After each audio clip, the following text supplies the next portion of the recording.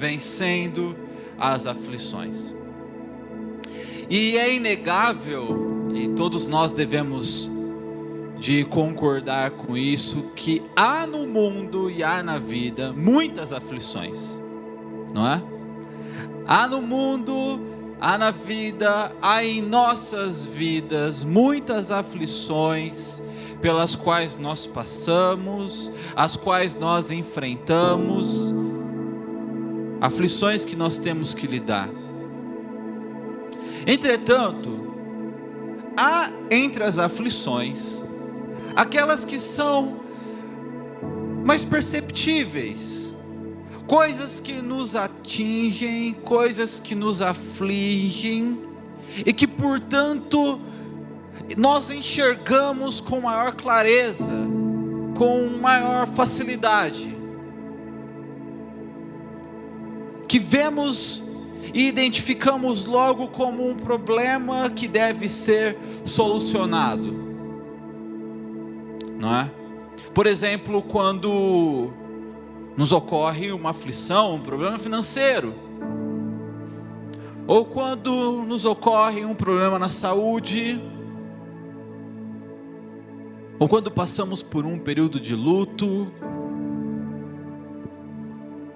talvez alguma discussão, alguma briga no relacionamento. São coisas que nós identificamos facilmente como um problema, como uma aflição, e que portanto buscamos uma solução para aquilo. E não é porque é fácil de identificar que é fácil de passar. Não é isso que eu estou querendo dizer. Mas existem aflições que muitas vezes estão vindo sobre nós, estão nos acometendo, e que nós nem mesmo a percebemos como aflição. Coisas que estão nos gastando, nos cansando, nos sobrecarregando, nos machucando, e que não percebemos que é uma aflição, porque muitas vezes nem mesmo a encaramos como um problema, como algo que precisa de solução. Por exemplo, é muito mais fácil, não é, de identificarmos um problema financeiro. Se você dever no banco, se você tiver uma dívida no banco, de imediato você encarará isso como um problema. Você não vai viver isso de outra forma. Você verá isso como algo que aflige, que te gasta, que te cansa. É fácil de perceber, ainda que muitas vezes não seja fácil de resolver. Mas pensa por outro lado, por exemplo, um relacionamento abusivo, que tem ali coisas que te gastam, que te machucam, não é? Um tratamento agressivo, palavras ofensivas, desrespeito, cobranças indevidas, pressão, coisas que te geram ansiedade, medo, depressão, mas que muitas vezes você não identifica a causa dessas aflições neste relacionamento, porque uma das marcas dos relacionamentos abusivos é que há neles a presença de coisas que fazem parte de um amor verdadeiro, e que portanto disfarçam, camuflam, maquiam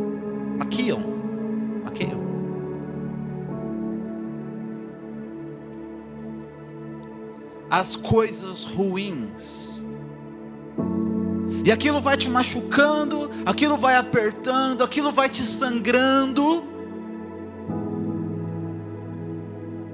Mas você nem sequer percebeu onde está o problema, onde está a aflição. E se você não sabe onde o problema está, você não pode resolvê-lo. Você não pode vencê-lo. Se você não identifica o problema, se o problema é invisível aos teus olhos, então há uma grande chance de que ele te vença.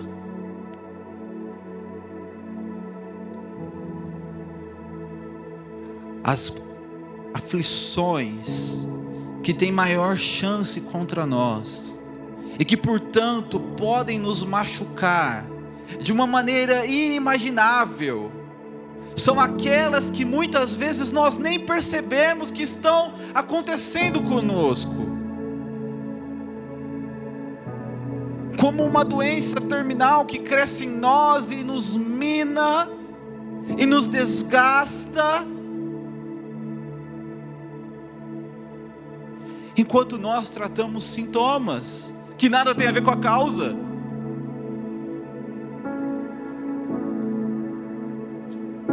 Como relacionamento abusivo, como acúmulo de funções. Não é? Quem ousaria pensar que trabalhar muito, que resolver grandes problemas, que ser alguém que as pessoas podem sempre contar, alguém que nunca fala não, é o grande problema da tua vida, que tem te gastado, que tem te prejudicado.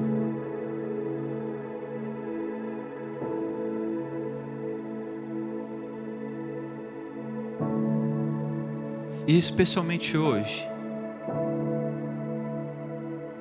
eu quero falar de uma aflição, dessas que passam despercebidas, que passam batida aos nossos olhos, e que portanto, ainda que nós sangremos por causa delas, ainda que nós fiquemos cansados, desgastados por causa dela, não a percebemos, porque sequer a encaramos como um problema.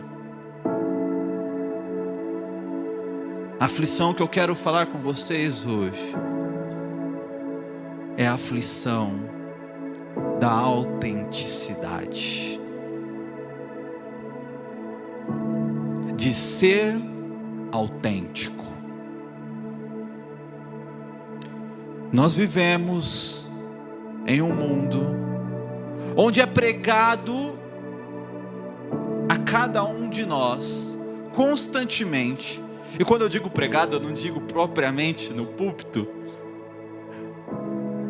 mas especialmente na internet, nas redes sociais, que nós devemos ser nós mesmos.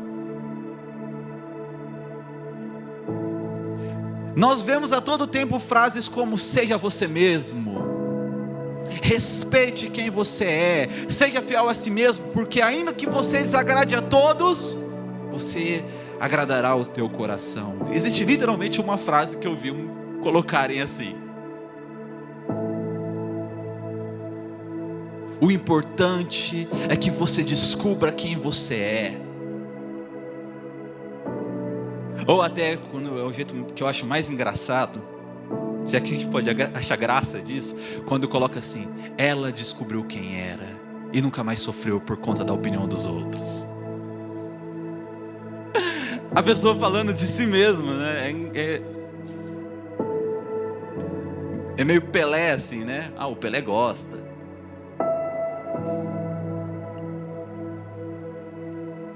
Para dizer a verdade, nós crescemos com essa pressão da autenticidade.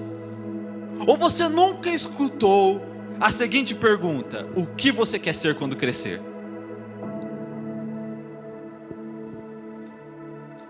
Vai me falar que você nunca teve que lidar com isso? Vai me dizer que você nunca pensou consigo mesmo, ou até mesmo disse, conversou com alguém da seguinte forma: eu gostaria de ser assim. O meu sonho é ser tal. Nós vivemos em um mundo onde constantemente na internet nos oferecem coisas como: olha, você deve marcar, deixa sua marca neste mundo, você é único, não existe ninguém como você.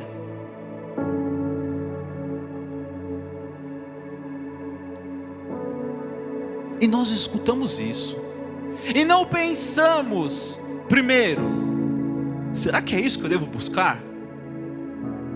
Será que eu devo ser autêntico?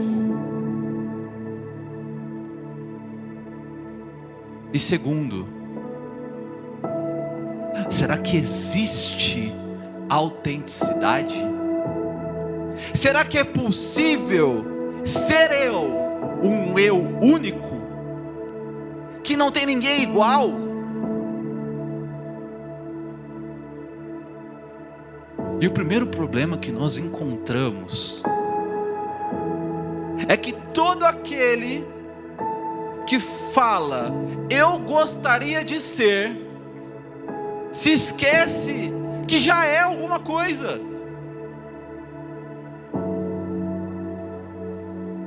Todo alguém que diz eu gostaria de ser assim, se esquece que já é algo, que já é alguém, e que portanto não deveria se preocupar com quem gostaria de ser. Portanto não deveria perguntar em primeiro lugar quem você gostaria de ser, mas perguntar: quem é que eu sou? Porque eu não sei se já te disseram isso, mas você é alguém.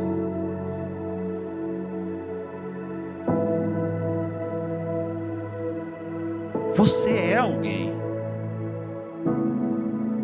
E a sua pergunta deve ser: quem eu sou?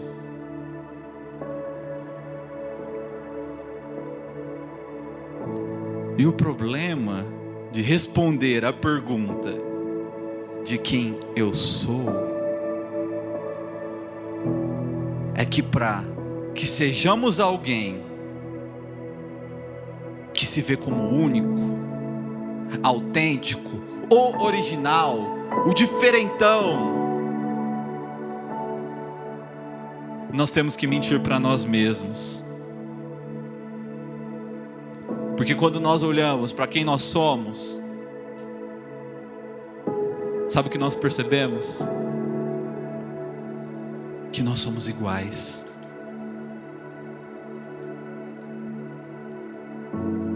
Que nós somos iguais às pessoas que nos criaram. Que nós somos iguais aos ensinamentos que nós tivemos. Que nós imitamos as pessoas que nós admiramos. E que portanto nós estamos longe de sermos únicos. Estamos longe de sermos autênticos.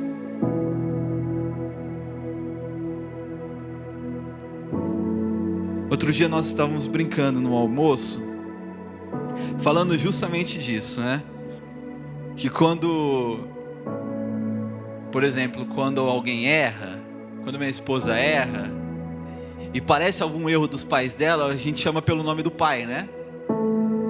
Ah lá, ó o fulano, e fala o nome do pai. Você não faz isso, você não está no relacionamento. Todo mundo faz isso. Meu pai faz isso também. Quando minha mãe fala assim, quê? Quando minha mãe esquece as coisas, ele, a dona Elza, que é minha avó. Por quê? Porque há nela, há em mim, há em cada um de nós coisas que herdamos dos outros.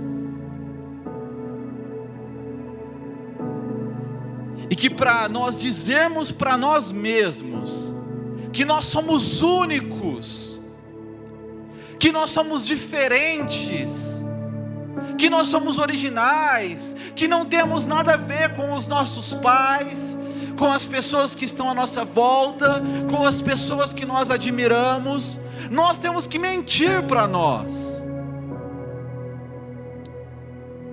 E eis aí é o grande problema que nos aflige quando pensamos na nossa autenticidade.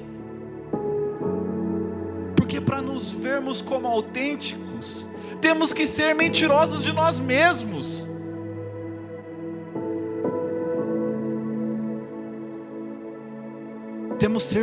Temos que ser pessoas que não se reconhecem e que portanto sofrem as aflições de mentir sobre si, de por mais que tentam serem farsantes, porque estão a todo tempo lutando contra algo que é impossível de escapar, de que no fim nós somos comuns.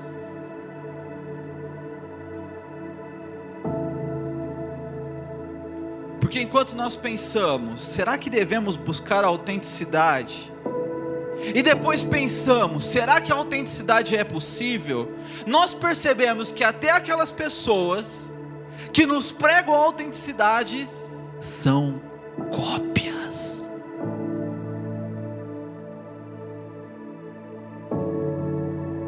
Eu não sei quem te disse na internet, seja você mesmo, mas eu posso te dizer uma coisa: essas pessoas, estes influencers, essas pessoas da mídia que dizem para nós, olha como eu sou autêntico, olha como eu sou original, não tem ninguém igual a mim, eles também estão imitando alguém. A diferença de você e eles é que eles estão escondendo a fonte. Eles copiam sem dizer de onde.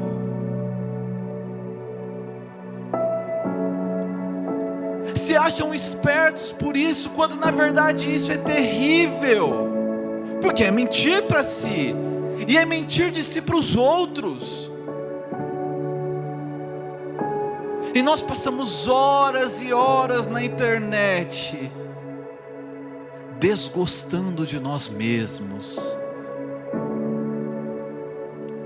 porque não somos originais, como aqueles que são fakes, que são falsos, que se escondem em filtros, que se escondem em imitações, que se escondem em edições, que te vendem algo que não existe, e que te levam a se torturar por algo que é impossível.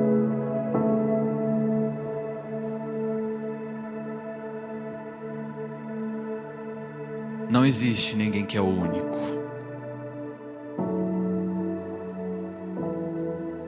Todos nós somos imitadores. Todos nós somos cópias. E portanto, todos nós somos comuns.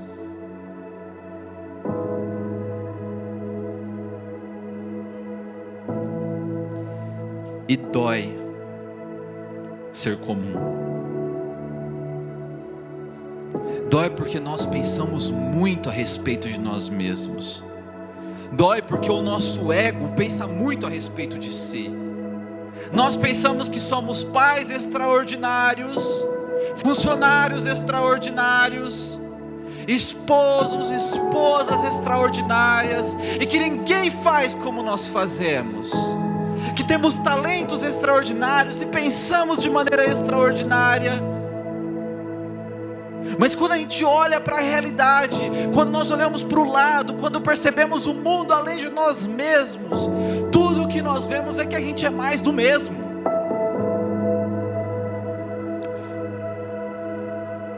Até quando nós somos rebeldes igual alguém.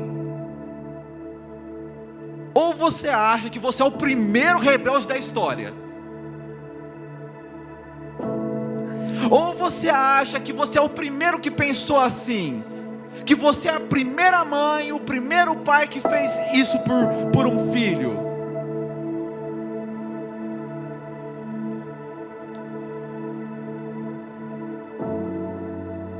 Ou você acha que é o primeiro a passar por este problema?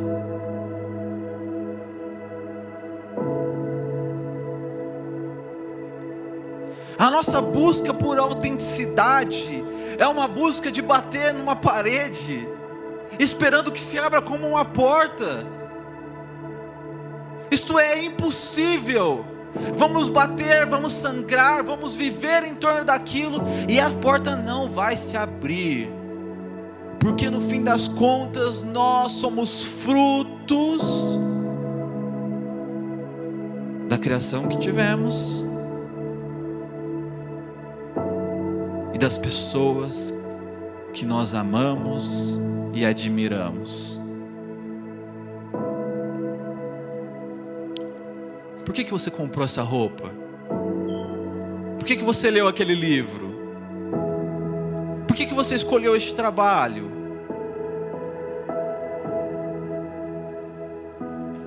Por que você fala assim? Por que você fala esta língua e não fala outra? O nosso ego é grande demais para reconhecer que é igual, e tão miserável que quando se percebe, não se gosta.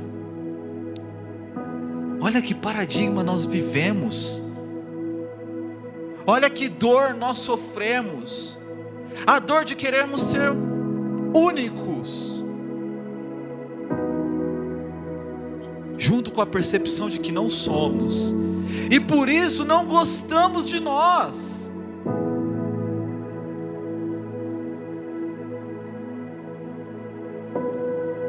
Seria tão melhor se eu fosse outro.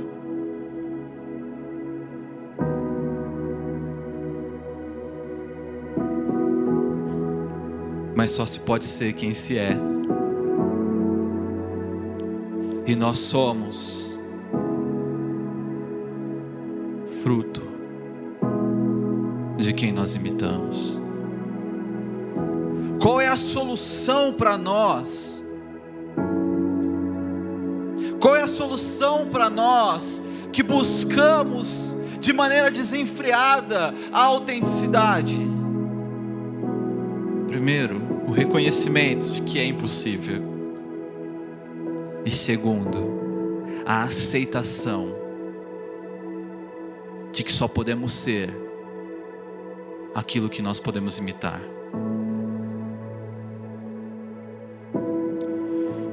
No Evangelho de Mateus, no capítulo 10, Jesus ele está comissionando os seus discípulos a irem levar a mensagem do Evangelho. E presta bem atenção no que ele diz no versículo 24.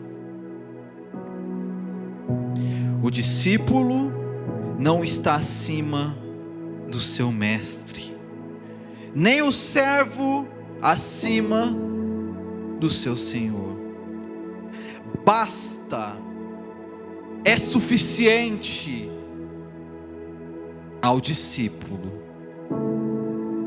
ser como seu mestre, e ao servo como seu senhor.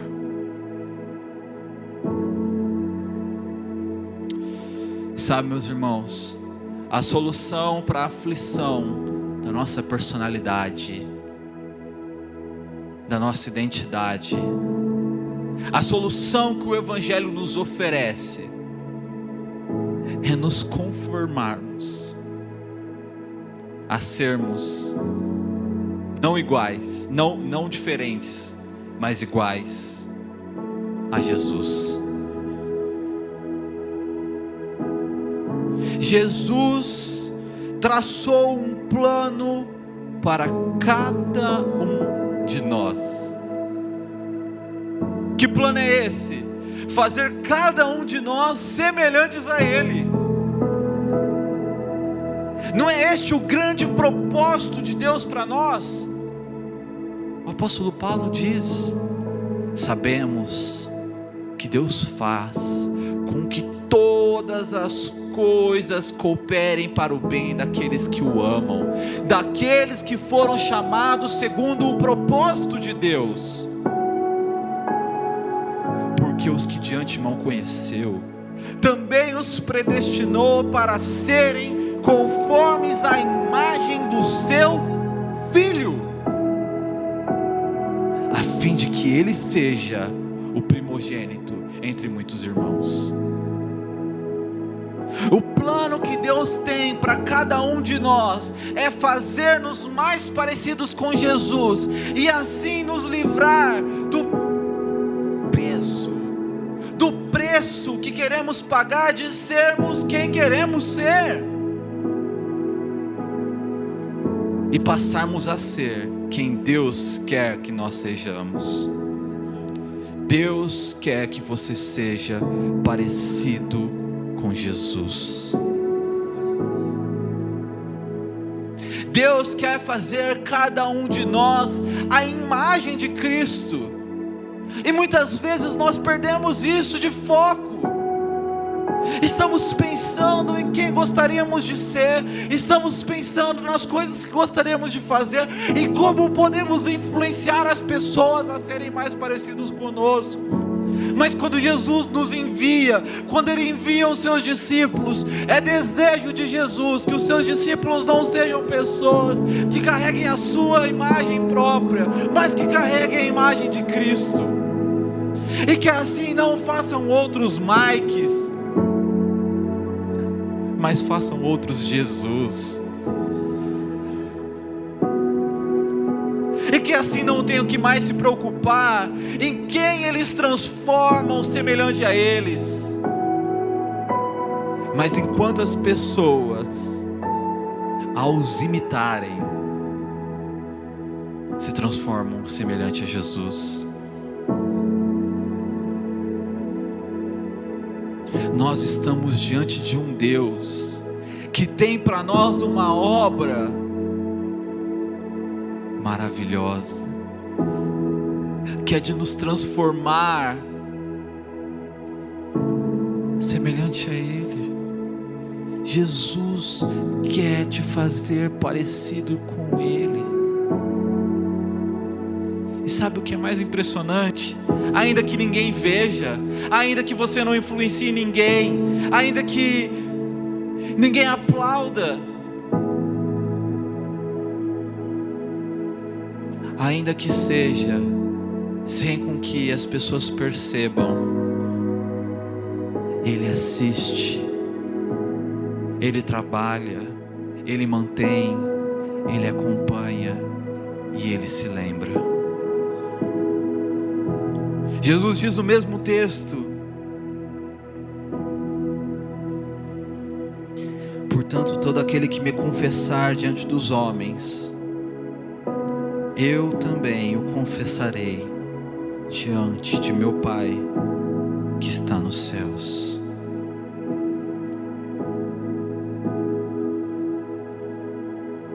Ainda que ninguém veja o seu rosto, ainda que ninguém saiba quem você é, ainda que nós só possamos ser comuns, quando a nossa busca está em ser semelhante a Cristo, o nosso espectador é o próprio Deus. É interessante que quando Jesus diz isso para os seus discípulos no Sermão do Monte, Ele fala assim: olhai para os lírios do campo, vede como crescem. Presta atenção nisso. O lírio do campo é uma flor que ninguém plantou. O lírio do campo é uma flor que ninguém observou crescer, que ninguém parou para assisti-la, que ninguém contemplou a sua beleza, que não teve nenhum espectador, e que é igual, exatamente igual, a centenas de milhares de outros lírios do campo que existiram e que vão existir.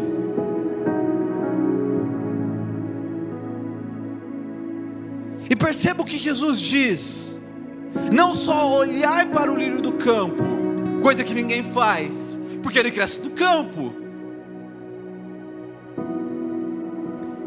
Ele diz: vede como crescem. E eu não sei você, mas como é que nós vemos o crescimento de alguma coisa? Você já viu algo crescendo? Você vê algo que cresceu, é ou não é verdade? Ou você viu durante a criação do seu filho, você viu ele esticando, você estava lá e aí de repente ele aumentou 1 centímetro na tua frente. Ninguém está observando quando a coisa acontece. Ninguém jamais viu um lírio crescer, mas Jesus viu. Nós vivemos num mundo, e nós temos um Deus, que ainda que ninguém te veja, Ele é grande o suficiente, poderoso o suficiente para te ver. Mesmo entre os iguais, mesmo entre os comuns que nós somos, Ele nos chama a descansar na promessa de que nós não precisamos ser únicos ou originais para sermos assistidos por Ele. Mas é na medida, justamente, em que somos parecidos com Jesus, é que Ele nos assiste, se lembra de nós e confessa o nosso nome diante do Pai. Quantas noites você passou sem dormir, se perguntando quando é que vão te ver? Quantos dias você gastou ansioso e preocupado sobre quem te olhava, sobre se gostavam de você, sobre o que você deveria mudar, e você se esqueceu que havia ali um espectador que tudo vê, que nunca afasta os seus olhos e que te observa ser transformado dia após dia à imagem de Jesus, e que se lembra de você, e que carregou o seu nome na cruz, e que carregou os teus pecados na cruz, e que te deu uma nova vida, e que te deu um novo nome este que Ele confessa sem esquecer diante do Pai, porque Ele não se importa se você é diferente, porque o que Ele quer é te fazer igual a Ele. É somente na medida que nós nos conformamos a sermos imitadores de Cristo, é que somos livres dessa aflição que o mundo nos impõe de sermos diferentes. Todos somos imitadores, portanto volte os seus olhos para Jesus, imite a Ele, seja conformado à imagem dEle, e você terá seu nome lembrado pela eternidade, não pelos homens, mas por Deus. Você crê nisso? Você pode ficar de pé no seu lugar.